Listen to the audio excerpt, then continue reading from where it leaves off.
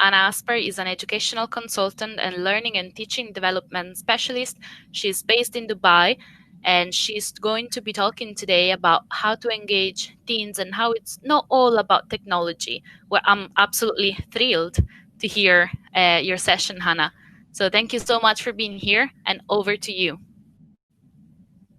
Fabulous. Can I say thank you, first of all, to you organizing all this, and Mike and Macmillan, and thank you to all of you that have already joined us. I've been looking at the chat box. I see people from India, Argentina, Uzbekistan, Slovakia, Egypt. So there's lots of us available today, which is great. I'm really pleased that you've taken the time to actually join us today in this little journey, and maybe a slightly different journey, because I'm going to look at other things than purely only technology. Good. Now, if you want to get in touch, because quite often I get messages in the chat box afterwards, feel free to connect, ask me questions after the webinar on LinkedIn, or find me on Twitter, or join my group on Facebook, which is called Teacher Train. That's probably the easiest, instead of you all asking for email addresses afterwards. Now, as you know, we're all teaching from home. So I just want to make sure that if the connection fails, and I think we've all had it over the last couple of weeks, please be patient. Don't panic. I'm trying not to panic either. Get up, have a little stretch, and we will be back. Yeah, let's cross our fingers that the internet is at our side, but you just never know. So great. Thailand, Uruguay, Belgium, Peru, Iran. Madhu, this webinar is mainly for teachers, because we're going to talk about teenagers and how we can engage them. Now, I don't know how long you've been teaching online for. I think it's about 10 weeks, and it's been absolutely fabulous, the amount of support we've been getting from the publishers with all these webinars, but also the sharing and caring that's going on Facebook, on Twitter, that willingness to help each other. It's absolutely been a silver line in this grey-black clouds that all of a sudden came over us. So that's really helped me with my remote teaching. But it also made me wonder and actually question, is it all about technology when you teach teenagers online? And one of the reasons that made me question this is that I felt a little bit like this. I don't know if you recognize this feeling of help. This is overwhelming me. The first couple of weeks, I kept checking online on Facebook group for new ideas, new technology tools, new apps and everything. And I just started to feel a little bit overwhelmed. And indeed, Francois, if things are so new to you, I really felt I had to disconnect and just do it my way, because my brain said error, overload. It was just overwhelming for me. Now, we've been going for a couple of weeks now, but I have to admit, I can still feel very overwhelmed when I open my Facebook and there is 20 different new apps thrown at me. It's all well meant, but it can make me feel a little bit like this is just too much. Now, I'd love to know how you feel at this stage in your remote teaching journey.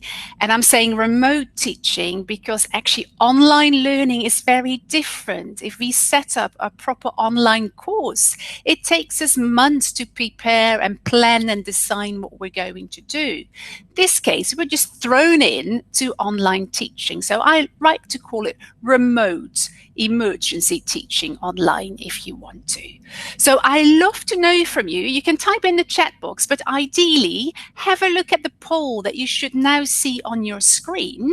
Can you tell me or select one of these feelings? If you're loving it, if you have some concerns, maybe you're feeling overwhelmed, maybe it causes you anxiety, or maybe something else that you feel like frustrated that you can put in the chat box as well. Oh, you can't see the poll, Isabella. I have no idea why. But anyway, if you can't see it, you hopefully can see my slide or listen. I'm loving it. I have some concerns. I feel overwhelmed. It causes me anxiety, or maybe something else like exciting. Lovely, frustrated, coping, tired. A lot of people.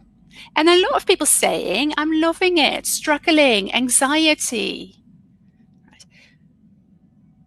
time consuming. And I think that indeed made me feel this whole experience was just super overwhelming. There is so much out there. And I believe that we don't need all of that technology. Now, let me go back to my slides. Good. So I think when I asked this question, I got really interested in what other people were feeling about it when I was talking to my co-teachers. And looking at research is really fascinating. Yale University in the US has a massive teachers survey every April. They ask teachers in high schools, how do you feel? So this year, the end of April, they had the same survey. And there were 5 adjectives that stood out, which was overwhelming, fearful, anxious, worried, and sad. The same poll they did the year before in 2019, and the teachers used a lot of adjectives that were like frustrated, stressed, tired, happy, slightly overwhelmed. So what you can see is this year, because everything that's been happening and us being thrown into this online teaching experience, a lot of teachers indeed feel anxious and overwhelmed. So don't think it's just you if you feel that. It's okay. We're all experiencing this and we're all in it together. But it did make me think, if this is how we feel, I really wonder how my teenagers are feeling. Because there's a couple of things going on. Their brain is really programmed to socially interact with their peers. That social hanging out, that being together is so important for them. So when I did my research on teenagers, I found out as well that they've recently done a poll under teens in Australia, and a lot of teenagers actually felt socially isolated, which is very interesting because they're all going to high school online and they feel very disconnected from their peers, which is fascinating. And that's why I really think it's not all about technology, in particularly when 6 out of the 10 teenagers were saying, I find it difficult to study alone. I feel isolated and disconnected. So there must be more. So what I like to do with you today is explore some of the conditions that I believe, and that research has shown as well, are really important for teenagers, also for young learners actually, and for adults, but maybe even more so for teens, to create those conditions in the classroom so they actually want to learn and we create that willingness to engage with our teaching. And it's not only to technology, and I don't want to say I'm against technology, totally not. I think it can support what we do, but the choices we make in the classroom need to be based on other things than the tools you want to use. Your teaching shouldn't be driven by the technology you have discovered. It should be driven by principles and conditions of teaching that make learning possible. Yeah. So I like to have a look and explore our audience. Then we're going to look at the concept of engagement before we go into experience those different conditions in activity. So the practical side is putting it into practice. Any questions, use that chat box. And of course, as well, at the end, if you have any questions left. Yeah. Good. So let's have a look then at our learners. I don't know if you recognize students sitting like this normally in the school grounds, sitting outside, being on their phone, familiar maybe to some of us. Interestingly, a majority of students, I think in Australia, again, this research was done, 87% of the students, teenagers, said they love to be on their phone and would like to check their messages if they can every 7 minutes. So that makes us see that technology is for them. It's not a part of their life. Yeah, I'm an old dinosaur. I didn't have this when I was a child. But for them, technology is their life. It's super important for them to connect mainly with their peers and their friends. Yeah. And because of that, maybe they're not always seen as the easiest group to teach. Some teachers find them like the class from hell or the nightmare class. Yeah, but I think there's a lot of positive things and lots of things they do like that we need to look at. So I'd like to hear from you.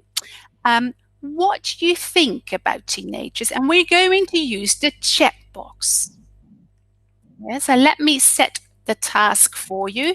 If you don't want in your smaller classes with your students, of course, you can also use the microphone and get them to do this activity as a whole class.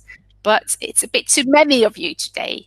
And I don't know if you have heard of Mentimeter, which is an other tool. I'm not going to use it, but it's a great tool to brainstorm ideas and activate prior knowledge in your students' lessons. Yeah, so check it out. I love it too, Nicola. I'm not going to use it, but check it out if you haven't used it. It's for free and it's very simple to use. But we're going to keep it simple. We're going to use the chat box because I think a lot of us only have a chat box available in the systems our school have chosen. So in a minute, I'm going to ask you a question and you need to write your answer in the chat box. But when you write your answer, you need to nominate the next person who is going to answer too. That's an awful lot of us, so we're not going to do one by one. So people, if your first name starts with A, B, C, Anna, Björn, Charlotte, then you're going to start finding some names in the chat box. And in a minute, you're then going to give your answer. So if, for example, my answer for this question would be they can easily get bored. And then I type in Frederica, and Frederica is going to give the next answer. Her answer might well be they are fun. And then she nominates Steve to answer. So in a way, you keep the conversation going in the classroom. Of course, I cannot nominate Steve again. So your students have to either listen carefully or look very carefully at that checkbox. Yeah. So people with A, B, C as the first letter of your name, have a look, scroll to all those names and see if you can find a name that you want to nominate. And if you see your name, please reply and pick someone else's name. So the question you need to answer, no wrong, no right. Teens, in your opinion, in your eyes, what are they like? So, Andrea, you can give your answer and you can say amazing. And after that, you write another name. Oh, Aixa, Anna, creative, lovely. Amunda, Natalia, great, your turn. Katharina, you have to answer too. I see some amazing answers there. Good. Don't forget to pick a name of someone else after that. Ezzy, well done. Sina. So if you see your name, Elena, it's your turn to start writing your answer. Fabulous. Good. Now, there seem to be lots of us here active in the chat box, which is very nice because it always feels a little bit strange when you're talking at the screen. Good. So lots of positive adjectives, which I'm very happy to see, but also some less positive, maybe lazy, crazy, I've seen, rebellious. I don't think there's a right or wrong answer because we're working with people that are continuously changing. They have good days like us and they have bad days like us. Now, I like how someone just wrote tired because even though they might come across as lazy, I think it's very important for us to know that they're often more tired than lazy. Teenagers are going through a lot of changes, physical, emotionally, cognitively. There's a lot going on in their bodies. And to actually function well, they need to sleep at least 9.5 hours a night. Because that's when the brain does all its work. And I don't think a lot of my students get that amount of sleep. So they're often tired in the classroom. And this happens in my physical classroom. Maybe now they rest their head on the keyboard. I don't know, because I don't always see it. Yeah. So they're going to a lot of changes. One of the major changes is that they're trying to figure out in life who they are, what they are like, and where they fit in society. So they're sort of trying to find their place on life, right? That's really what their function is. And that means that their brain bandwidth, that is actually quite full. There's a lot going on in your brain, and that bandwidth we all have in our brain is only limited. Now, a lot of things we do, like drinking a cup of tea, going for a walk, talking, it doesn't take me any conscious thinking. I don't really use my brain bandwidth. But with our teenage learners, there's so much going on in their brain, and they're worrying about, do I look good? Do I impress them? What am I going to say? They have a lot of negative emotions as well. So that really means that there's limited bandwidth for learning. That's one of the reasons why they can lack focus and concentration in your classroom. Because indeed, Irena, that brain is always moving. It's actually still under construction. And if you look at your brain, here we go.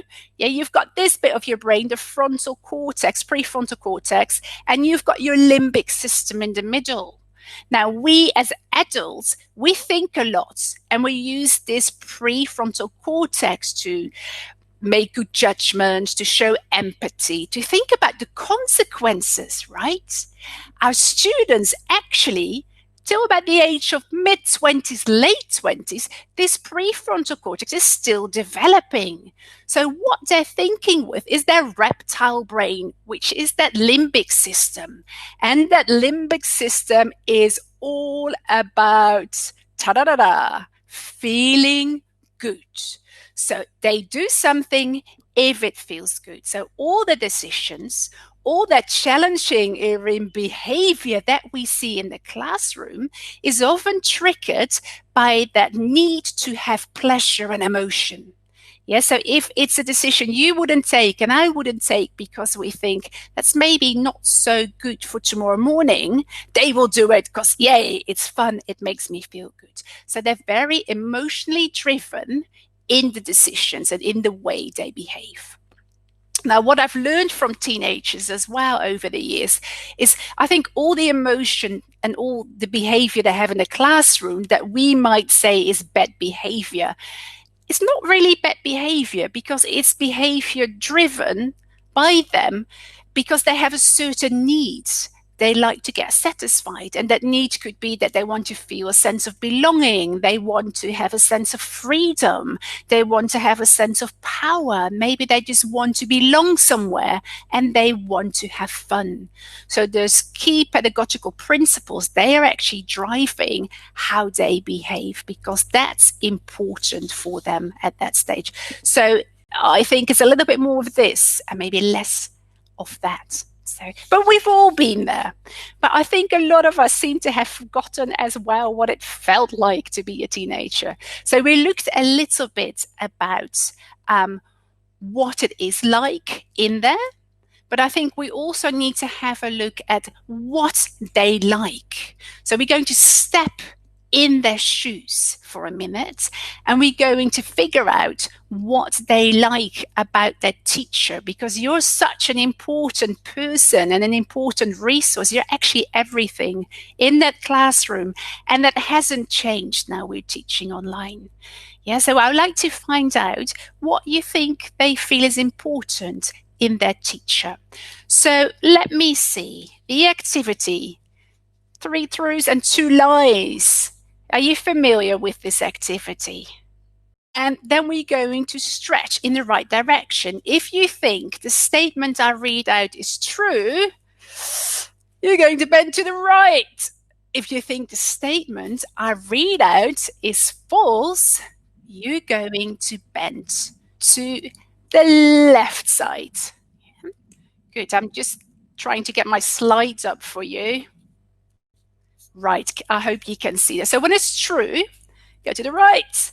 When it's false, you're going to bend to the left. So feel free to get up, move your shoulders, listen to my statement. You think, yes, correct. You're going to stretch that way. You're going to think, no, incorrect. You're going to go and stretch that way. Yeah. So here we go. My first statement about teenagers. They like teachers who ask them to perform in front of the class. You just stretch because I can see you. I'm not moving. Good. Next question. They like teachers who want to be their friends. They like teachers who want to be their friend. True to the right, false to the left. I hope you're all stretching there. I'm going to stay in the middle because I don't want to give it away. Great. The third question or statement, they like teachers who treat them like adults. Right, you're still standing? Next one. They like teachers who are giving them tasks beyond their level.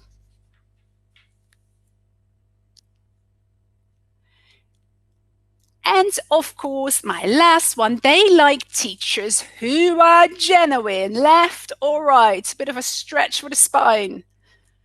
Gosh. Good. Sit back down and relax. I hope that actually freed you up a bit because we are spending so much time sitting on chairs and that is not good for our bodies and not good for our student bodies either. Good. So the first one we looked at, you probably know what red means, right? As you know, teenagers, they have a very different perspective on social embarrassment. All of a sudden they start to feel like, oh my God, this is so embarrassing. I can't do this. I can hear an echo too, actually. I hope that's gone, the echo sound. Good. But if you ask them to perform in front of the class, you're not making friends with them. There's so much going on. They're emotionally quite vulnerable, and asking them to perform in front of the class probably has the first effect. They don't want to do it, they're not going to learn. Yeah, out. So it's much better to put them in groups, to get them to collaborate and get them to work in pairs or groups together. That feels a lot safer. Now, yes, a lot of you probably said they like to be treated like adults, and I think that is very, very true. They're at the stage in their life that they're actually trying to detach and push the adults away. They're trying to find their own place in life, their own voice. They want to be heard and be independent. Now, that doesn't mean that they always behave like adults, but they want to be treated like they're independent. They don't want to be nannied by us anymore. Now, that doesn't mean that they want us to be their friends. At their stage of development, their peers, people that are equal, are a lot more important to them than the adult because they're trying to break away, remember? So, what they do want is that we are friendly. They need to know that we care about them. So, ask them questions, listen to their answers, have a genuine interest in your students. But they don't want you to be their friends. But if you are caring and paying interest, they're starting to trust you. And when they're starting to trust you, they're starting to respect you, that's when you can start building those relationships with your students. And that is really important. Yeah. Good. So what was the next one we had? The red and black, is a very good question. When something is red, it is wrong. When something is black, it's right. Now, number 4 should be red. Yeah, because they don't like us giving them tasks that are beyond their level. They actually like to see tasks that they can achieve. They want to have this sense of mastery, of power. I can do it independently. I don't need your help. So don't give them tasks that are way too challenging. They need to be achievable. And then the last one, a lot of you already said, yes, they want teachers who are genuine. Honestly, if you start hanging out being the cool dude and talking talking to them like they do, they're going to think you're crazy. That's not what they want. They want to see that you can be trusted, that you care about them. This is how they're going to respect you. And this is what you need to build up that meaningful relationship with them. And at that age, they really crave for real people, authentic people that treat them the way they want to be treated, which is as an adult. You might remember from your own life that you hung out with friends, parents, and that was much nicer than hanging out with your own parents. Remember? So do make them feel you care and be genuine. That's the most important part as a teacher. Good. Now, we did a bit of stretching and bending, but of course, if you want, you can do thumbs up, thumbs down, yeah, whatever you like to do. You can use different quizzes like Kahoot quizzes or Gym Kit. If you haven't tried that one out, I would say go and check it, because that's really good for formative assessment. And the Gym Kit keeps on going for 5 or 7 minutes. So the questions they keep having wrong, they keep coming back. So nice tool to check out. But it is not about all that technology, I think. It's about how we treat them, how we connect at them. And also, you don't need to be a tech whiz to actually engage your learners. Yeah? There's a very interesting theory, and I don't know if you've heard about it. It came out in the 1990s. A researcher called Moore, and he researched what happened in the high school, last class of high school in the States, when they introduced video learning. So instead of the teacher doing all the inputs, they were watching a video with the inputs. And the result was actually, which is what they call transactional distancing. The students lost willingness to participate, and they lost willingness to engage. So this is something we need to be aware of, that technology without your face, and this is why it's so important that we are in that screen if we record, can actually create a distance. Now, in the classroom, it's easy. You walk over, you see their body language. But of course, online, we don't always see that. Some students don't want to turn their camera on. They might not. Transactional distance theory. Yeah, so that means it's not all about technology. It's about creating conditions that helps them getting engaged. And to be honest, it's the same online as in the classroom. This is our job as a teacher. And yes, you can use technology to get them engaged. Absolutely fine. But like I said before, it shouldn't drive your learning.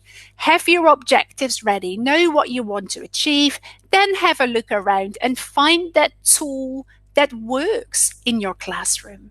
But also don't overwhelm them with 20 different tools and apps. Because again, that bandwidth in the brain, there's limited space available.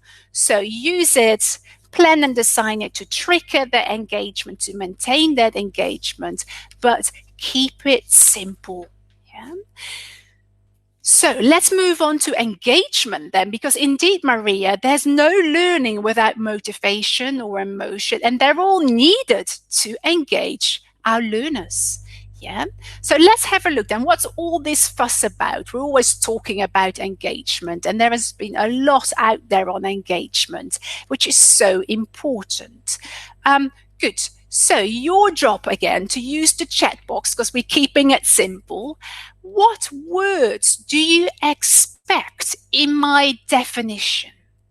You don't need to type the whole definition in a chat box, but can you give me 2 words maybe that you think are going to be in my definition of engagement? Motivate, triggering the mind, desire, interaction, participation. Wow, this is going so fast, but it's amazing to see. Involvement, lovely. Sorry, I can't read your name so quickly, but I see your words coming past. Willingness, right. Happiness. Interests, getting involved. Beautiful. Now, I'm going to show you 3 different definitions and check if any of the words you've just written in that chat box, if they actually match the definitions. Yeah? Now, this you can do with your students too, right? So here you go, A, B, or C. Have a read, and I'm going to be quiet for a minute.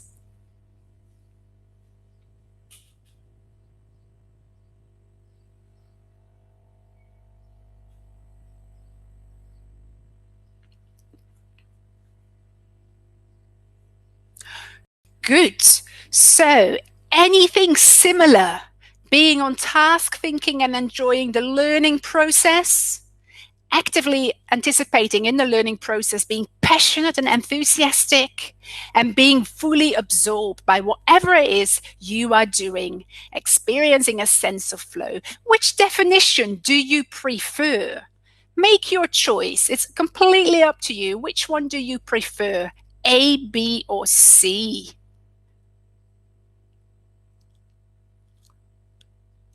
I see a lot of B's. All of them. Well, Mohammed, I think you actually have a very valid point there. They're different definitions. Some of them are taken from the Ed Glossary. The second one is taken from Sarah Mercer, who's written an amazing book on engagement. And the last one from Csikszentmihalyi, who has written an amazing book about the state of flow. I think they're all fabulous. What you can see in here is that engagement is an active process. While we're talking about motivation, it's often that feeling or that mindset. We talk about engagement, it's being actively involved. You're enjoying it, you're actively anticipating, and you're being fully absorbed in what you are doing. So it's not the same as just being busy and doing something. It's really, again, driven from the inside. You're passionate about doing something. Yeah. And I think that sense of flow, we all experience maybe, I don't know, when you're cooking or maybe when you're reading a book, all of a sudden you look at your watch like, oh my God, where did the time go? I was supposed to have dinner ready by now. That really means that being in the flow, you're enjoying it, you're just doing it without feeling you have to. Yeah. So they're all excellent definitions. But you might wonder, why is there so much written about engagement? Actually, for the simple reason that engagement really has a huge impact on performance. If your students are not engaged, and when we look at engagement, but I'm not going to talk too much about that, we're talking about cognitive engagement, that thinking. We're talking about affective engagement, those emotions that somebody just wrote about, but also that behavioral engagement, that doing and that process. If you're engaged in something that you do, that's the stage that your brain is open for learning. That's when the learning happens. And lots of different research from Decky and Ryan, for example, Sarah Mercer, is all about if students are not engaged, the brain is not open for learning, nothing will happen. So this really is a necessary condition that we need to create if we want any learning to happen. Yeah. So I think we know a little bit what they are like. We know what they want us to be as teachers. And the next logical step then for us would be really to figure out what we think engages our teenagers in the classroom. Now, before you're going to say technology, I might say yes, okay, to a certain extent. But as you just heard from me, that transitional distance theory, it's not enough to use technology. Any ideas? What do you think engages your teenagers in the classroom, online or face-to-face? Fun. Use the chat box if you want to. Songs. Emotional bonding. I think that's a really important one. That sense of belonging, collaboration, a certain level of competition, and teachers' attitude. Oh, you are so right. And I think that's a really important one. Good. I'm going to lead you a little bit to my ideas. I think it's all about 4 C's. Now, I don't know which C's you have in mind, but give it a go in the chat box if you want. So emotions is about indeed falls under one of my 4 C's. Communication, lovely. Contact, very close. It's not the word I use, but definitely that craving social contact or social connections. Lovely. Confidence, create.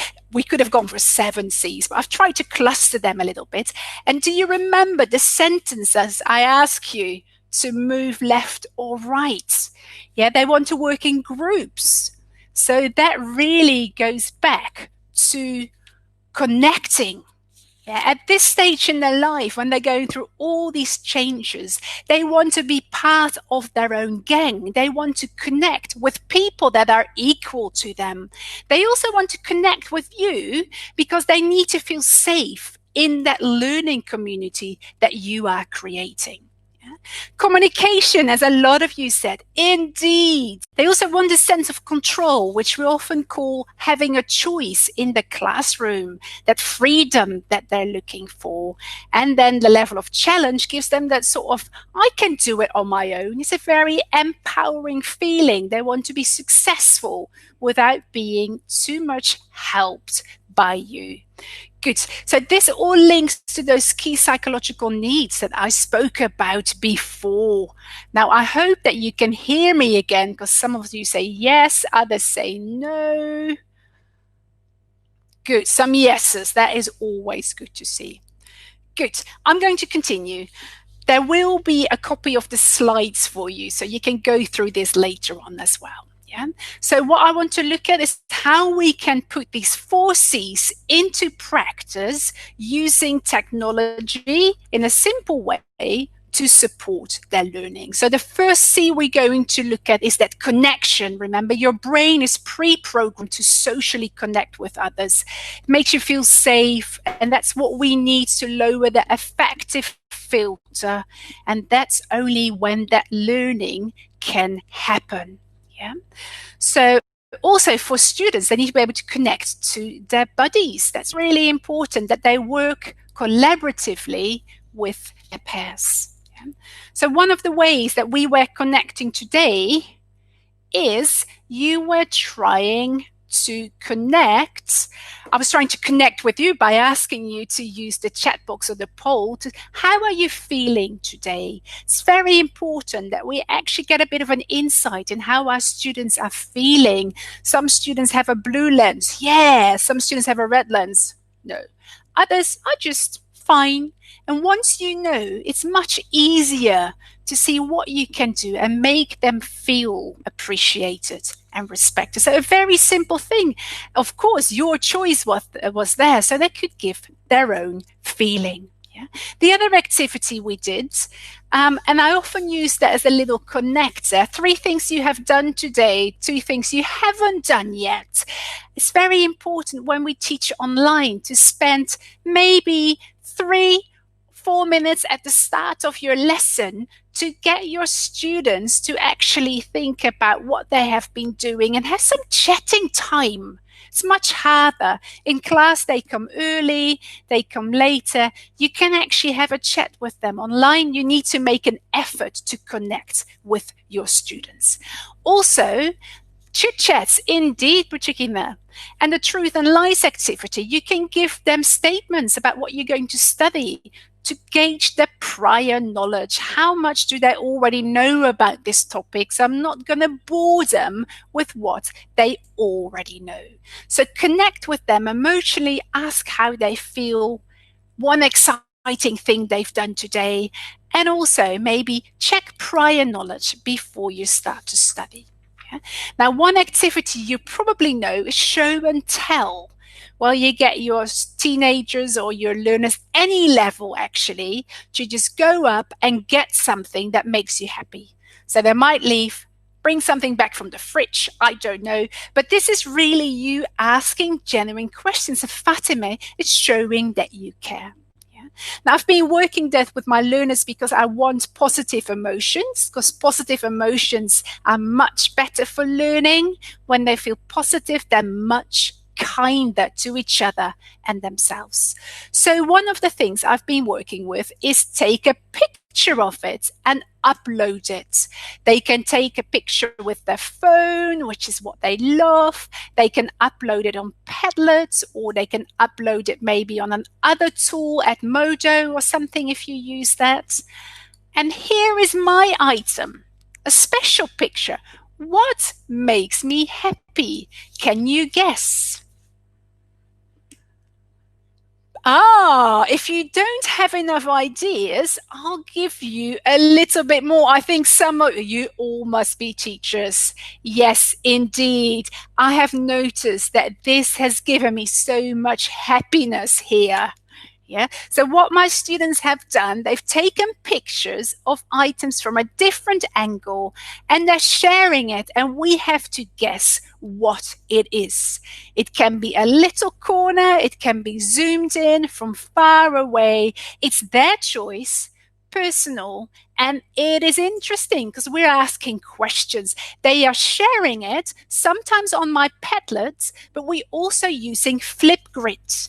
I don't know if you're familiar with Flipgrid, but if you're not familiar with Flipgrid, check it out. So what I like them to do is upload the story on Flipgrid. We've got a picture on Padlet, we guess, and then on Flipgrid, we record our voice and talk about why this makes me happy, where I got it from, what is so beautiful about it. And then you can click on the big cross, and that means that you can actually respond to me and record. If you want to check it out, here is the link for you to check. I'm not sure if there's a minimum age for Flipgrid, Patrick, but I've got my own Flipgrid as a teacher, and this is the code my students type in to get access. So they don't need to do much else than that code. Yeah. So very nice. It's their choice, it's personalized, and they're using the camera and a little bit of technology. Yeah. And I think that's important, that you show you're interested in what they do. You show that you care. That's what it's all about. Because if you care, but they don't know that you care, why would they care about your lessons? Yeah. So if you want to connect with your students, think about technology that enables them to connect with you, to connect with each other, to connect to their life, their interests, and also to connect indeed to their emotions. And connecting to emotions often relates to using visuals or strange stories, for example. And you can use any technology that works in your context, very simple to do that. They can even send each other pictures if you have a class WhatsApp, for example. Good. I'm going to move you on to communication. Also, this is one of the key psychological needs. Your students need to be able to communicate, to share their ideas with you, but also with their peers, people that are equal to them. It's such an important thing for them. And again, that Flipgrid activity, yes, they are communicating. When you use the name chain activity that we started with before, they are communicating their answers and their ideas, maybe on a limited scale, but that's all right. It's the start. And linguistically, Hussein, indeed, practicing is very important. That checkbox is really, really useful because they use the language. It's not enough to know. They need to show. So some activities that I use, you recognize them. A dicta clause. If you don't know what it is, please go to Mr. Google. A jigsaw reading, a 5-word live listening in which I give 5 words. They predict my story. Then I tell my story. So they learn a little bit about me as well. And another one I really like is explain yourself. Explain yourself, you can do in the breakout rooms in Zoom, or you can do it, for example, on Padlet, in which they record something again. So explain yourself. I give them a very strange scenario, and they have to explain themselves. So, for example, you're seen in the park yesterday with a dog in your camera bag. Explain yourself. Why? Defend yourself. Why were you in the park yesterday with a dog in your camera bag? The student comes up with a short story, orally or typed, and somebody else can say, yes, but. So you actually can sort of defend and then question, defend and then question. The best thing is that my students love making these crazy scenarios themselves. Apparently, I was seen picking oranges off a tree last night. Right, I'm going to respond and make something. So it's actually sharing, collaborating. Yeah? Nice little Teddy in the bag, isn't he? He's called Teddy. Good. So explain yourself, any weird scenarios, and see what you get and how you get them arguing. Now, this must be one of my favorite activities. I use it a lot face to face, and I use it at the moment in the Zoom room. So please have a read at your instructions. We're going to look at images. If your name starts with A till F, image A is yours. G till K, image B. L till Q, image C. R till Z, image D. And what you need to do is get your phone out and either scan the QR code, or you're going to follow the tiny URL link and type it in your browser, and then you get to see an image. When you see the image, we're going to move to Padlet, and you're going to write the description of the image. And then see if you can guess, once you have read A, B, C, D, what the connection is. So you don't know the image yet. And people A till F, can you get your phone out and scan the QR code? Or have a look at the tiny URL. Sorry, can't say that today. Yeah. People with B, if you have a QR code, if your last name is K, this is your image that you hopefully can see. The Padlet link will come in a minute, Nicola, indeed. Let me type that in for a minute. Then you have C. That is your image. Hopefully you can get to the picture with the QR codes. And then D, this is going to be your picture. The Padlet is there. If you want to go to the Padlet and see and share, describe your picture. I can see some people describing in the chat box. Awesome. Ideally, you're going to describe the picture on our Padlet. Let's see what we're getting here. I see somebody has typed something. Distributing food and basic requirements. Awesome. So you can type that in the chat box. Somebody is active. That is fabulous. Right. I just need an image D now. Type your ideas. And then see in the last box, what's the connection between these four images? Ooh, I see somebody going social distancing. Aha, good. Delphine, good. So you have a glass, somebody painting a glass, somebody having coffee with a friend, somebody helping someone, and somebody walking in the park. Excellent. So my students either get this sent to their email, or we put it in the private chat, or we send it to them and put them together in the chat room or the breakout room, and they talk about it. And what do you think the connection is? We've got problems. We've got global worlds. Activities in your free time. Now, I think you're not far off, actually. My connection, and this is really important for students, I think. Any other guesses?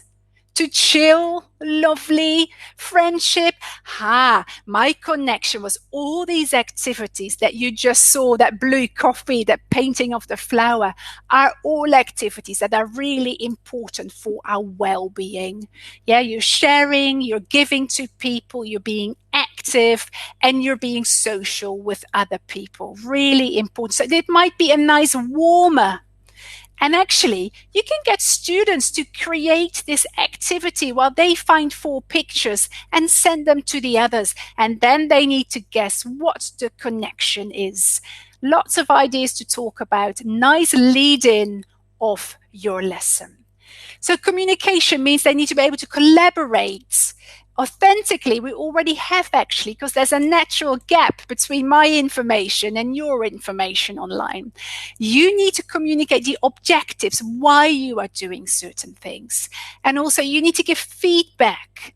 8 out of 10 students, teenagers who are studying online, have said it's all fine, but we don't get enough feedback from our teacher.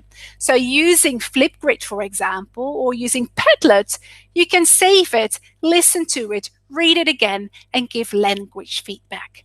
And I think most important is that your channels of communication are clear, clear instructions. They know what to do, they know what to use. And silence. If you want them to talk in the chat room, make sure you give them some thinking time. If you have a slide they need to read, don't talk over it. Your brain needs silence once in a while. Yeah, good. Next one, we're moving on to control. In other words, we're often talking about giving our students choice. Why is this so important? Because they want to be treated like adults, but also because it changes your role as a teacher. You're not the authority, you're actually their learning guide or their learning facilitator. Now, I gave you a little choice before in number 5. And you had little choice here with the name you were going to nominate. And then you had little choice to choose your best definition of engagement. There's many different ways of inserting choice in your lessons without using too much difficult technology. Ask them how many sentences they want to answer, how much time they like for the activity. Do you want to work alone, in pairs, or in a group? And do you want to listen, or do you want to read the story? Yeah? And of course, the other choice is you can give them a menu for homework and they can decide what task they want to do today. Today, Tuesday, I'm going to do task 5. Good, cross it off. The others are left for you. And then they can select the end product as well. How do they want to demonstrate the learning? Recording it on their phone, making a PowerPoint for you, or maybe they just want to write the essay. Yeah, so choice is really important. I love the Zoom breakout things and the polls, because in my class we have a break after about 30 minutes and they can choose what they want to do in break. You want to listen to song, want to watch YouTube, you want to get away from the screen, let's vote. And that's what we do today. Yeah. They also have some choice by contributing to my lessons. They like videos.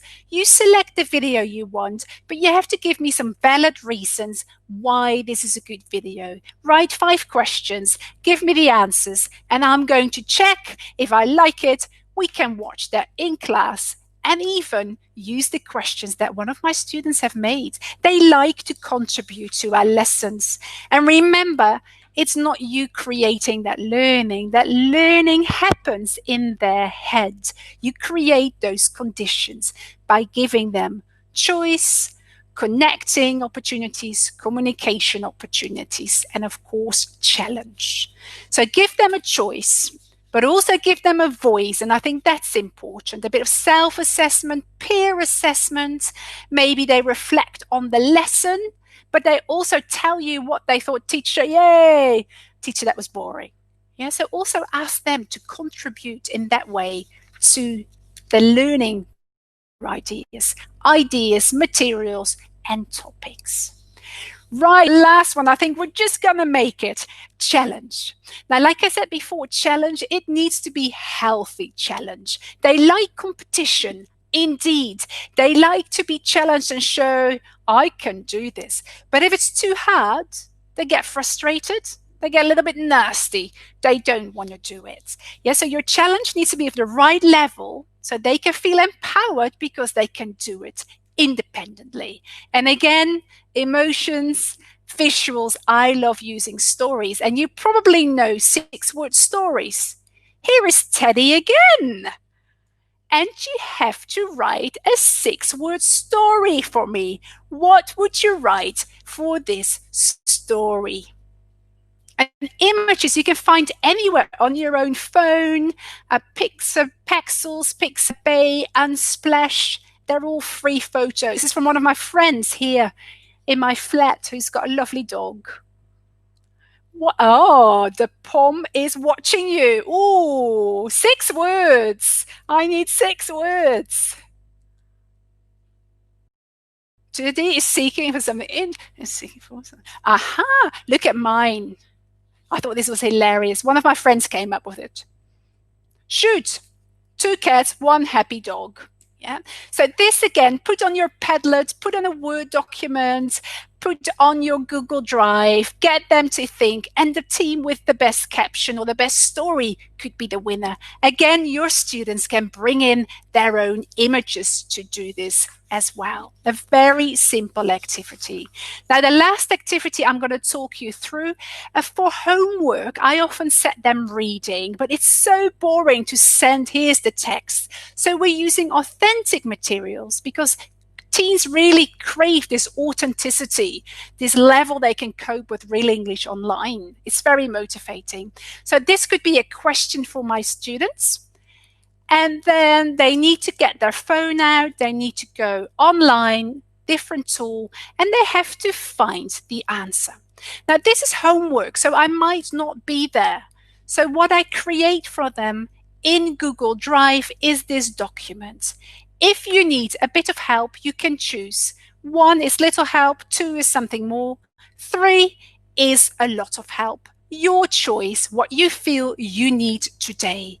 Number 1, the keywords. Number 2, the keywords in the year. Number 3, the whole link is there. So that actually means that everybody can still do the task, but have a little bit of challenge if they want to. But they're still enabled, which is the most important thing. Because, okay, a challenge is fine, but don't make it too tough. It still has to be achievable. This is when we feel most empowered. Yeah. So when you provide challenge for your learners, be aware of that cognitive overload. Don't make it too difficult. Don't use too many different technology tools, and don't give them too many tasks. There's a lot going on in their lives besides COVID-19. Offer variety. Use their phone, use a website, use an app. Yeah, give them different tasks to do with the choice menu. Make sure you give scaffolding available. Break up what you do. Don't get them to sit for 2 hours. It's too long. And also allow errors and mistake. That is completely fine. That's what we need to nurture in our classroom. Good. So in short, I'm going to answer that question for you. Is it all about technology? I think it's not all about technology. It's about keeping technology that you use purposeful, keeping it simple, and making sure that the technology enables us to make them connect, communicate, be in control, and have a certain level of challenge. But don't overload them with high tech. I think the most important thing is that you make your lessons as human as possible. That is what it's about. You're good at that in the classroom. Use that online. Very simple. Do what you're good at. Be you. Be human. Be passionate, and be there for them, because that's what they really need in these challenging times. Good. So I hope I have given you some ideas that you can take away. And I hope I've made my point clear that I'm not against technology, but you need to use it wisely to make sure that human needs of our teenagers are met in this remote teaching situation. Yeah. So I don't know if there's anything you think I'm going to take this away. It's always good to reflect on our learning. Very important for giving learners control and autonomy. I'm just going to say thank you so much for being here. And if you have any questions, let me know. If you want any reading, I've given you 3 bedtime reading books that I really find inspiring. And it's inspired me a lot in my work with teenagers. So have a look, and anything you want to ask, please use the chat box. Thank you, Anna. Can you hear and see me? Good. Any questions? Yes, body language and smile. Indeed, I think you need to have that much more when you're teaching online, right? Because they don't get to see your body. You need to be showing the enthusiasm and passion in your smile and in your voice. Good. I'm glad that it was useful. And sorry for the hiccups there with technology. Hi, Anna. Can you hear and see me? I can, yes. Great. Thank you so much for a great session. As people have been saying, in spite of the tech issues that we've been having, it was a great session and the feedback is enthusiastic. People just loved your enthusiasm and passion. So thank you so much. You're Um, very welcome. Thank you, everyone, for sticking with us. I think that's really, really good. Thank you. So if you have any questions for Anna, please type them in the chat box and we'll be able to ask them to her. So there's a question that says, what are the possible challenges that the fresh teachers are faced with? So people that have just become teachers, I guess. What do you think can be most challenging? I think if you look at remote teaching or teaching online, one of the huge challenges is that actually you can't do as much as you can online as you do in a face-to-face classroom. So you need to plan for less is more. That also means that you can get that deeper engagement with your learners. And I think one of the main challenges is, as a new teacher and a new group, to connect with your learners through the internet. I mean, we've just got this little box that we see each other with. So really spend time every lesson, maybe 3 to 5 minutes, spend some time to get to know them. Not only their name, but get to know them as a person, be generally interested. Once you build that connection, they trust you, I think it's much easier to start teaching them. Thank you. There's another question that, is really about you, because as I said, we've all been struck by your enthusiasm. So Mihaela is asking, what drives you? How do you get your energy? I thought you were going to ask, what do I eat in the morning? But I mean, if that I helps, do tell think us. chocolate. No, I think what drives me is that I'm really passionate about enabling my students. And that, I think, if you love what you do, if you love being a teacher, you can put up with so much more, with so many more challenges and bad behavior. Because in the end, what I'm aiming at is making a difference in their life. If they go away with a little bit more English, maybe that helps them in getting that job in the future. Maybe that helps them in getting into a certain college they want to. For me, it's all about people and sort of walking next to them in their learning journey in life. I think that's the best possible answer ever. Also, because being an English as a second language student myself, it really helped, and that's what made a difference for me. The fact that I'd studied English. So, to you, on behalf of everyone that had the same path, thank you so much for that.